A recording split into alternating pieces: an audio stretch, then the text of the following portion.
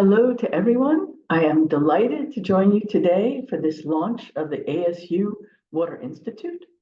I had the pleasure of visiting ASU in January of 2023. That was just after I retired as director of the Swiss Federal Institute of Aquatic Science and Technology, better known as EWA. When I was at ASU and before I moved to Switzerland, when I was living in Southern California, I had, of course, a very strong sense of what it meant to be concerned about the availability of water quantity on an almost daily basis. This is a little bit less the case in Switzerland, and what I'd like to do today is to give you a Swiss perspective on this idea of innovation for global water futures. So if we look at the water balance of Switzerland, what we see is that there's about 40 cubic kilometers per year of net precipitation. With the inflows included, that's about the sum of those are about the discharge of 53 cubic kilometers per year from the country. What that means is that national consumption, either for agriculture or domestic use, is really quite small. What's important, though, is to look at this 12.4 cubic kilometers per year that's imported into the country as virtual water. And this is water that is embedded in products that are imported. And this is where we need to think about the impacts of water of Switzerland outside its national borders. So here we see a breakdown of the water footprint of Swiss consumption. It's a few years old now, 2012.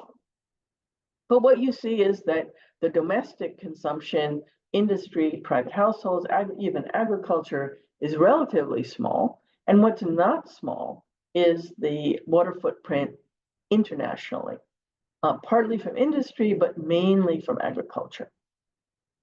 This is what's referred to as a spillover effect. It's the impact that Switzerland and its economy has on essentially the ability of other nations of the world to achieve the SDGs. And Switzerland, being a small, rich country with a lot of imports, is, of course, has some of the highest spillover effects of any nation. So what I'd like to do now is to show you one example of a project that has, we hope, will have some impact in mitigating these types of spillover effects. And it's research that was started at EWA, led to the formation of a spin-off company called Luna. And the idea here is to recover nutrients from urine. So in industrialized countries like Switzerland, wastewater is collected centrally and treated centrally. And that's something that simply does not happen in many, many countries of the world. That in many countries of the world, wastewater, even human excreta, is released directly into the environment without any treatment. So this concept is a bit different, and there the idea is that urine is collected separately. It's not diluted with a large quantity of water. Rather, it's stabilized, purified, and concentrated.